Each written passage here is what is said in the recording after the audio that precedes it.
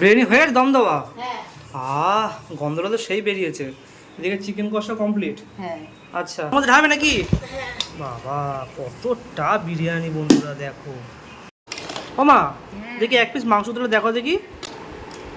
ও সেই সেদ্ধ, পুরো মাংস একদম ছেড়ে গেছে নাকি? ও সেই লাগছে, সেই সেই।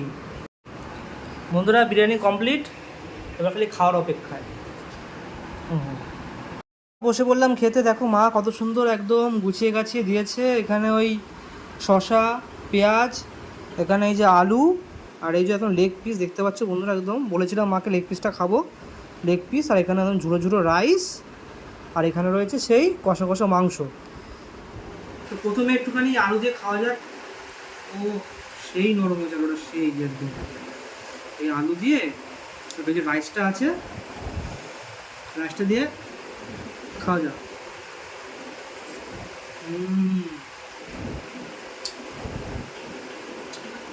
লেগ পিস বন্ধুরা,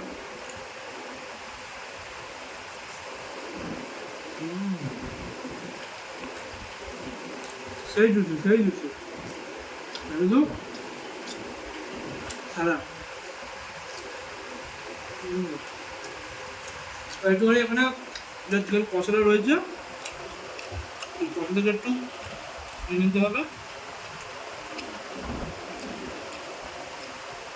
এই যে উইংসের পিসটা, আর এখানে যে অ্যাডিনো সলিড রয়েছে, সলিডটা হালকা একটু গ্রেভি এখান থেকে একদম লাল লাল ঝাল ঝাল একদম।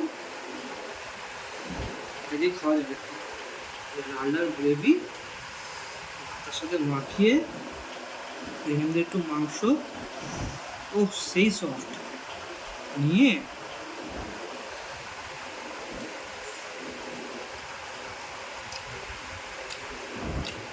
সেই খেতে হচ্ছে সেই। তারপর আলু, এখানে চিকেন, আর এখান থেকে একটু চিকেন নিয়ে নিলাম, নিয়ে একসাথে নিয়ে এখানে একটু পেঁয়াজ নিতে হবে। যে পেঁয়াজটা আছে এখানে একটু পেঁয়াজ নিয়ে নিলাম, নিয়ে একসাথে নিয়ে একটা হেভেন বাইট হবে।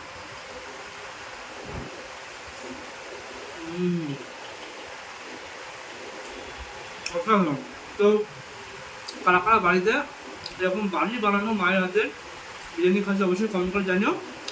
তো এখনকার জন্য টাটা।